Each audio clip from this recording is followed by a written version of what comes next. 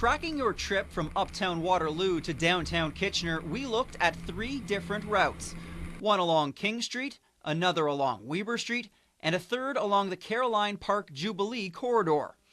Leaving Waterloo along King is a smooth ride until you run into phone lines being laid at King and Andrew. It took us less than a minute to get through. It's a much faster trip from Kitchener to Waterloo along Weber Street until you hit the widening.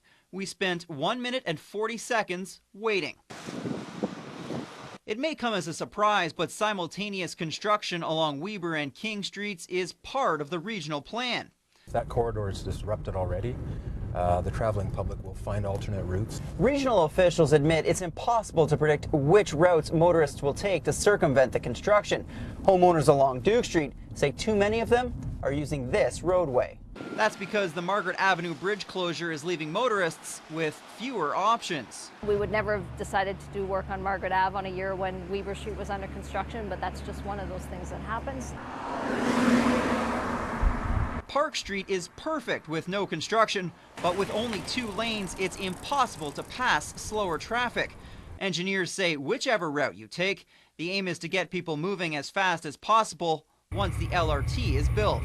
The real life scenario when it unfolds is probably what we're going to be waiting for, just to see how people change their routes. Whether it's a region road or a city road, we all have the same goals. So which is fastest?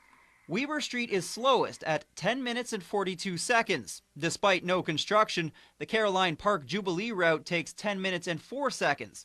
And coming out on top is the direct path, King Street straight from uptown Waterloo to downtown Kitchener, timing in at 7 minutes and 58 seconds. Max Wark, CTV News, Kitchener.